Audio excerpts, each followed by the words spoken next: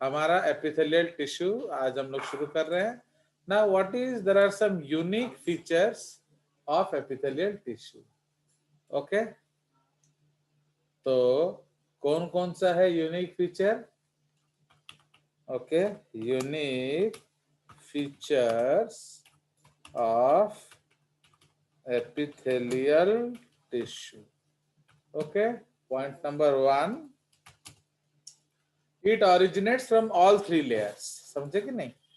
तो it originates, okay, From all the three layers. yes, from all the three layers. Okay, it originates from all the three layers. Okay, जैसे ए ectodermal कौन सा होगा बोलो? Skin. Skin हो जाएगा। Now mesodermal कौन सा हो जाएगा बोलो? Coelomic cavity. This is your coelomic epithelium, not cavity. Yes sir, epithelium. Coelomic, तू भी बोल रहा है, मैं भी वही लिख दिया हूँ। सीलोमिक एपिथेलियम, उसको मेसोथेलियम भी बोलते हैं। एंड एंडोडर्मल, एंडोडर्मल, तो एंडोडर्मल क्या होता है? रेस्पिरेटरी तो आपका हाँ, digestive. So inner linings of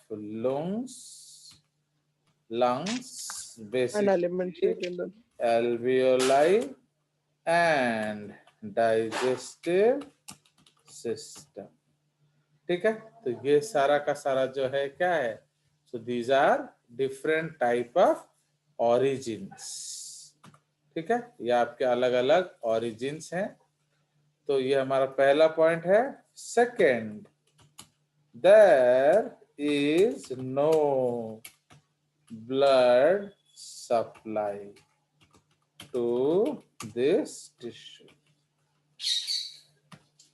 Okay, so they have to derive nourishment from the underlying connective tissue known as dermis, a loose areolar city है।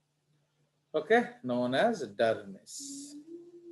Okay, now this is facilitated by the basement membrane. Basement membrane. Okay, so this is facilitated by basement membrane, a unique feature of the क्या? A unique feature of the epithelium. ठीक है, तो ये आपका जो connective tissue है उससे nourishment लेने में बेसमेंट मेम्ब्रेन मदद करता है। तो इसलिए बेसमेंट मेम्ब्रेन भी कैरेक्टरिस्टिक फीचर है ना। इसमें दो नोट्स है। Only epithelia with blood supply is क्या? This is called stria vascularis. Okay, ये एक एक्सेप्शन है। And another exception is only epithelia without basement membrane is क्या? That is called transitional epithelium. Okay, या यूरोथेलिया। ओके, तो only epithelia without basement membrane या transitional epithelium या urothelium. तो ये दोनों एक्सेप्शन है। So these are very unique features of the epithelial tissue, so जिसको हमें याद रखना है। नाउ मेन फंक्शन में क्या है? प्रोटेक्शन। एक तो प्रोटेक्शन करता है, उसके बाद absorption, exchange, comma secretion, etcetera. तो ग्लैंड्स जो है वो सिक्रीट करते हैं, ओके। ब्लड वेसल, लंग्स जो है वो एक्सचेंज करते हैं, डाइजेस्टिव सिस्टम किडनी एब्जॉर्ब करता है, ओके, स्किन प्रोटेक्ट करता है। एंड इवन इसका एक और इम्पोर्टेंट फॉर्मेशन है, ओके, इसको गैमिट फॉर्मेशन हम बोल सकते हैं, बट उसका थोड़ा कंट्रोवर्सी है तो हम वो नहीं लिखेंगे। नाउ तो ये हमारा एपिथेलियल टिश्यू का इंट्रोडक्शन है।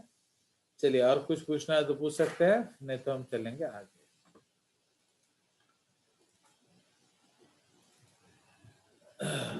Because you should have some doubts, तभी जाके पता चलता है। हाँ,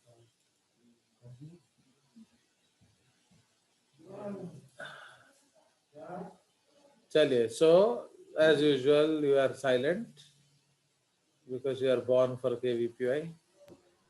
सो इसीलिए अब हम लोग चलते हैं आगे ना। उसमें अब हमारा जो एपिथेलियल टिश्यू है, तो वो अगर हम क्लासिफिकेशन करें तो क्लासिफिकेशन इज, अगर अलग अलग पैरामीटर्स पे हम क्लासिफाई कर सकते हैं।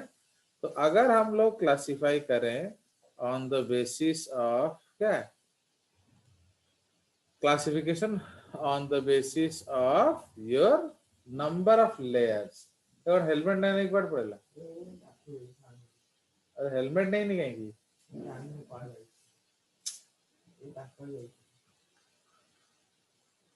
ओके, सो इसीलिए जो एपिथेलियल टिश्यू है वो इस लिहाज से बहुत ज्यादा इम्पोर्टेंट है। तो इसमें हम लोग एक और उसका जो फंक्शन में लिख सकते हैं। सो ये हमारा एक और मेन फंक्शन है, जैसे आप उसको लिख सकते हो। Now we can see something. तो आप हमारा उसका जो लोकेशन अरेंजमेंट देख सकते हैं।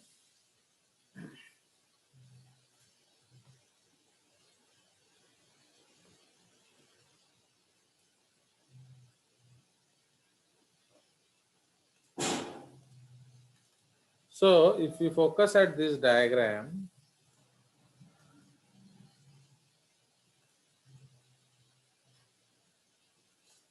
so अगर हम इस डायग्राम को देखें तो ये आपका देख रहे हो क्या? So these are the different layers of an epithelial tissue. Okay, तो ये आपके अलग लेयर्स हैं एंड बेसिकली ये सिंपल एपिथेलियम है। तो ये हमारा सिंपल एपिथेलियम है। Why we call it simple epithelium बोलिए? Because there is only a single layer of cells. तो इस तरह के एपिथेलियम को single layer of cells simple epithelium बोलते हैं ना। ये Simple आपका epithelium बेसमेंट मेम्ब्रेन है। तो जो बेसमेंट मेम्ब्रेन है उसमें पॉइंट नंबर 1 एंड ये है पॉइंट नंबर 2। तो इसमें दो कंपोजिशन होता है। Fine, so these are the two different compositions. तो एक है बेसल लैमिना, ओके, एंड दूसरा है रेटिकुलर लैमिना। तो ये दो चीज मिलकर बेसमेंट मेम्ब्रेन बनाता है, फिर आपका अंडरलाइन कनेक्टिव टिश्यू आ जाता है। तो इसलिए ये सबसे इंपॉर्टेंट है। नाउ ये टर्म्स थोड़ा जान लीजिए क्योंकि these terms help in functioning. तो इसलिए ये हमारा क्या है? एपिकल सरफेस, माने जो एपेक्स के साइड में है।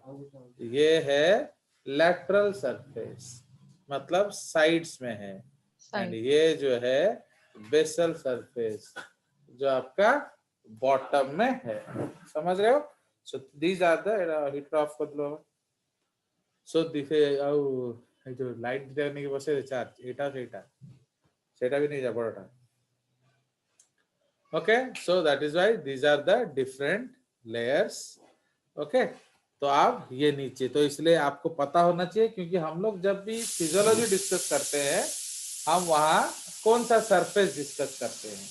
जैसे अगर हम लोग डाइजेस्टिव सिस्टम देखेंगे, हम लोगों ने क्या पढ़ा हुआ है कि जो बेसल सरफेस है, डब्बा सो नहीं जा चलो स्क्रैच हो गया। तो एपिकल सरफेस में हमारे चैनल्स होते हैं, ओके। लैटरल सरफेस में एंड बेसल सरफेस में हमारा सोडियम पोटेशियम पंप होता है।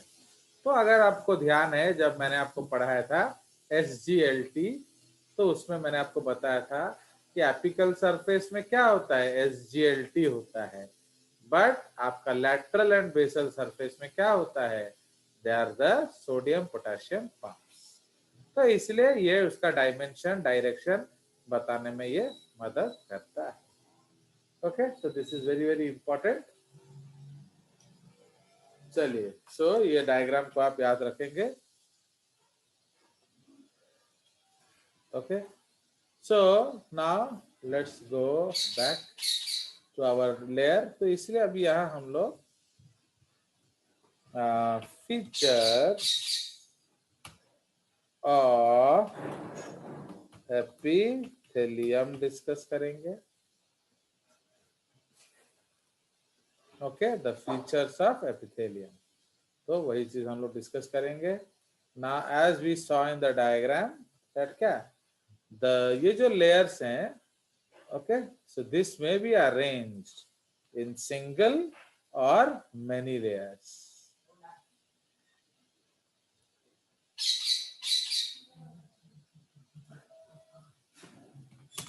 So an epithelial tissue or epithelium, okay, consists of cells arranged in continuous sheets in either single layer, इसको हम लोग कैपिटल कर देते हैं, और मल्टीपल लेयर। तो सिंगल लेयर को हम लोग क्या कहेंगे, simple epithelia, okay. Multiple layers को क्या बोलेंगे, striated epithelia, okay। So simple epithelia and striated epithelia, okay।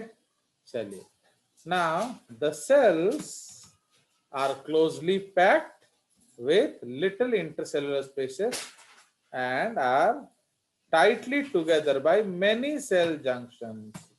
इधर हम लोग अलग अलग, तो बोलते नहीं था, ओके, एंड उसमें अलग अलग तरह का सेल जंक्शन होगा। याद है आपको कौन कौन सा सेल जंक्शन है, बोलिए, spot and belt desmosomes, okay, and spot and tight junction, tight junctions, ठीक है। तो यहाँ अलग अलग तरह का आपका सेल जंक्शंस मिलेगा जो हम लोग डिस्कस करेंगे। So therefore is an excellent protective barrier in the body surface such as the skin, or can provide a mechanism for separating and isolating substances within the body such as urine in the tubules of the kidney, ठीक है। तो ये उसका characteristic feature है। Now उसके बाद इसका जो सरफेस के आधार पर हम इसको अलग अलग नाम से जानते हैं।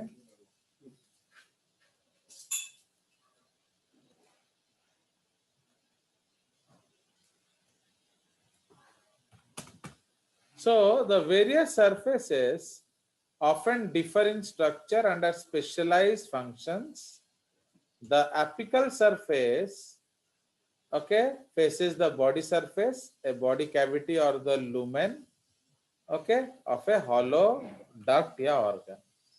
माने जो एपेक्स में होगा या जो बाहर के तरफ फेस कर रहा होगा वो है एपिकल सरफेस। एंड उसके बाद बेसल सरफेस, ओके। तो एपिकल सरफेसेस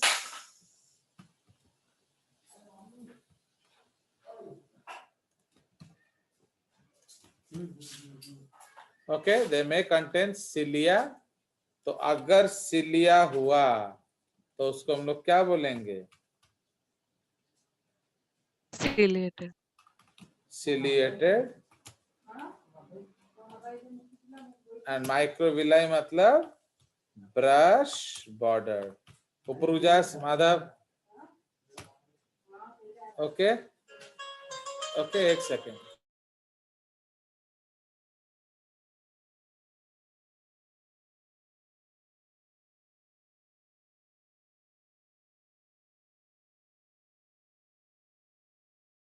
ओके, सो इसीलिए अगर एपिकल सरफेस में सिलिया हुआ तो उसको हम लोग सिलेटेड एपिथेलियम बोलते हैं, एंड माइक्रोविलाई हुआ तो उसको हम लोग ब्रश बॉर्डर्ड एपिथेलियम बोलते हैं. ठीक है, so in that case we call it brush bordered epithelium. चलिए, तो ये हमारा कुछ बेसिक फीचर्स है. नाउ ये जो एपिथेलियम है उसका जो बेसल सरफेस है, इट इज मेनली कंसर्न वैसे तो न्यूट्रिशन के साथ and otherwise okay to produce what the gradient, that is we have the sodium potassium pump, है कि नहीं.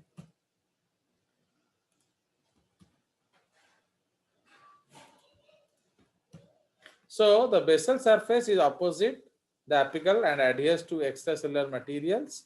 In subsequent discussions, the term apical layer refers to the most superficial, basal layer used to have the deepest layer of cells, comma, on the basement membrane. Okay, तो जो एकदम नीचे basement membrane के ऊपर layer होगा उसको हम लोग क्या बोलेंगे? तो that is basically called the basal layer, या आपका क्या, that is also called the basal layer, या आपका जो सपोर्टिंग लेयर, क्योंकि वो बहुत इंपॉर्टेंट है, वो नीचे से खाना लगता है. नाउ उसके बाद हम लोग डिस्कस करेंगे जो कैरेक्टरिस्टिक फीचर है इसका, the basement membrane. Okay, so the basement membrane, इसके बारे में हम लोग डिस्कस करेंगे. It is a thin extracellular layer that commonly consist of 2 layers. Okay, जैसे हमने फोटो में देखा था, basal lamina and reticular lamina. Okay, basal lamina and reticular lamina. The basal lamina is closer to the epithelial cells and is secreted by them. It contains proteins such as collagen and laminin. Okay, ये बहुत important है. Collagen and laminin. Okay, now what is the importance of laminin? जब हम desmosomes बनाएंगे तो डेस्मोसोम का मतलब क्या है? सपोज हम शेक हैंड करेंगे तो कितने हाथ चाहिए? इन ऑर्डर 2 हाथ चाहिए. किस किस का 2 हाथ? बोलिए, किस किस का 2 हाथ चाहिए? एक आदमी का एक. हाँ, माने एक इसका एक उसका, तो वी नीड 2 हैंड्स. अंडरस्टूड? तो अब ये जो 2 हाथ हमको चाहिए, तो ये जो दोनों हाथ है, बट उसके मतलब दोनों तरफ सेल्स होना चाहिए, है कि नहीं? So we need cells for, but जो हमारा बेसमेंट मेम्ब्रेन है वहां तो कोई सेल नहीं है. समझ रहे हो कि नहीं? तो बेसमेंट मेम्ब्रेन के तरफ जो बेसल लैम्प जो है हमारा, इधर से आपका जा रहा है कौन? सेल ने हाथ बढ़ाया, बट उधर तो कोई सेल नहीं है ना, तो उधर से कौन हाथ बढ़ाएगा? सो दैट इज वाई इधर से जो सेल में हाथ बढ़ाएगा वो क्या है? That is adherin protein. तो वो हम लोग पढ़ेंगे जब सेल जंक्शंस बनाएंगे, तो एडहियरिन, इसलिए एडहियरेंस कहते हैं ना उसको, जोन्यूला adherence, macula adherence. Macula adherence. क्यों उसको एडहियरेंस बोलते हैं? क्योंकि उसमें एडहियरिन प्रोटीन होता है. बट बेसमेंट मेम्ब्रेन के तरफ कोई सेल ही नहीं है, तो फिर वो एडियरिन प्रोटीन कैसे देगा? तो इसीलिए उसके केस में लैमिनिन प्रोटीन यूज होगा। तो adherin protein of the cell will hold the hand of the laminin protein of the basement membrane. तो इसीलिए ये टोटल स्ट्रक्चर को हम क्या बोलेंगे? याद करिए, ये सब हो चुका है आप लोगों का। They are already discussed. So what are they called? इसको किस तरह का डेस्मोसोम बोलेंगे? बेल्ट। क्या? बेल्ट भेजा डेस्मोसोम। लगाओ, भेजा लगाओ। Don't talk nonsense. आप सोच कर बताइए। बेल्ट डेस्मोसोम क्या होता है? माने लाइन में डेस्मोसोम होगा। ओके, यहाँ तो हम क्या बोल रहे हैं, यहाँ डेस्मोसोम है का सवाल ही नहीं है, क्योंकि दूसरे तरफ तो सेल ही नहीं है। Yes sir. तो इस तरह का डेस्मोसोम को क्या बोला जाता है? अब सब भूल जाओगे, फिर कैसे पढ़ाई होगा आगे, समझ में नहीं आ रहा है। If you have a tendency of forgetting the old things, then how will you remember? बताइए, उस तरह का डेस्मोसोम को क्या बोला जाएगा? That is called half desmosome. समझ में आया? क्योंकि डेस्मोसोम इज ए सेल्यूलर स्ट्रक्चर, उस तरफ सेल है ही नहीं, तो वो डेस्मोसोम बना नहीं सकता। तो इसलिए उसको हाफ डेस्मोसोम बोला जाता है या हेमीडेस्मोसोम। समझा? So that is called hemidesmosome. चलिए, so इसलिए the laminin molecules in the basal lamina attach epithelial cells to the basement membrane. Okay, हम इसमें लिख सकते हैं via hemidesmosomes. ओके, now उसके बाद the reticular lamina is deep and contains fibrous proteins produced by underlying cities cells called fibroblasts. The basement membrane functions as a point of attachment and support for the overlying epithelial tissue. It forms a surface along which epithelial cells migrate during growth and or wound healing. है कि नहीं? It restricts passage of larger molecules and participates in filtration. समझ रहे हो? क्योंकि अगर basement membrane filtration को allow नहीं करेगा, तो हाउ डाइजेस्टिव सिस्टम में सामान आएगा या हाउ आपका किडनी में फिल्ट्रेशन होगा। Okay, so this is what you have to remember. Next point about basement epithelial tissue is again, आज हमने डिस्कस किया था, वो एवैस्कुलर है, मतलब उसमें कोई डायरेक्ट ब्लड सप्लाई नहीं है। Okay, so it has its it has its own nerve supply but is avascular. Okay, it lacks its own blood supply, मतलब उसमें नर्व सप्लाई है बट ब्लड सप्लाई नहीं है, इसलिए हम उसको avascular बोलेंगे। The blood vessels that bring in nutrients and remove waste are located in the underlying connective tissue. ठीक है, तो exchange of substances between epithelium and city occurs by diffusion. क्यों? ये हमारे घर की ही बात है। अब घर की बात है तो क्या हम पैसा लेंगे? तो लाइक दैट, जैसे मम्मी ने खाना दिया आत्मन को तो उससे पैसा मांगेगी ना क्या? तो लाइक दैट, तो because epithelial form boundaries etc etc, it is repeatedly the subject to physical stress and injury. Fortunately, epithelial tissue has a high rate of cell division and is constantly renewing and repairing itself by sloughing off dead or injured cells and replacing them with new ones. तो वो पुराने sales को काट के फेंक देता है and नए सेल से उसको रिप्लेस करता है। Understood? So this is the concept of the epithelial tissue, मतलब उसमें रेट ऑफ रिजेनरेशन हाई होता है। Now but please remember the superficial cells don't divide, वो पीछे से आते हैं। Okay, suppose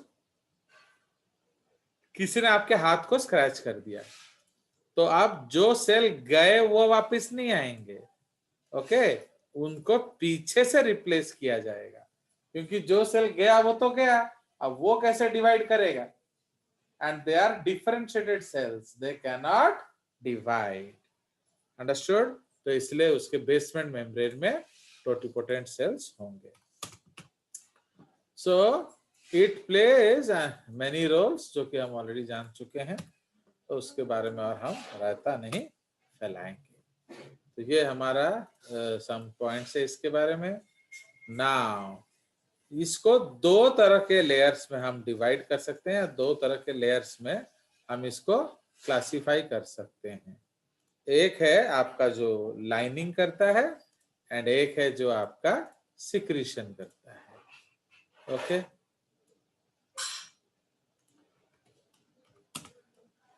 so this tissue may be divided into two types.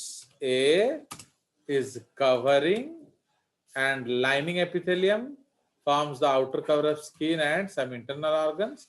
It also forms the inner lining of blood vessel, ducts, etc., etc. Okay, and number B है glandular epithelium.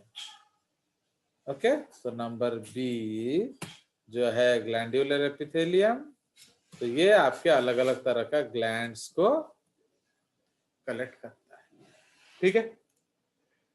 Yes, sir. तो इसको हम लोग थोड़ा highlight कर देते हैं। तो एक है इसमें कवरिंग या लाइनिंग एपिथेलियम, एंड दूसरा है ग्लैंड्यूलर एपिथेलियम, राइट। तो अब हम लोग उस पे, तो इसका जो पहला पार्ट ऑफ द टिश्यू है वो है क्या, कवरिंग या लाइनिंग एपिथेलियम, एंड जो दूसरा पार्ट ऑफ द टिश्यू है वो क्या है, वो Glandular. आपका ग्लैंड्यूलर है। तो इसलिए ये जो आपका कवरिंग एपिथेलियम है, इसका फिर आपका अलग अलग क्लासिफिकेशन है डिपेंडिंग अपॉन क्या, number of layers of cells. So covering और lining epithelia okay are classified into two types, the arrangement of on the basis of arrangement of cells।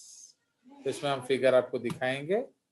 now arrangement of cells में the cells are arranged in one or more layers depending on their function। तो function के आधार पे उसका classification होगा। Okay, तो कैसे होगा,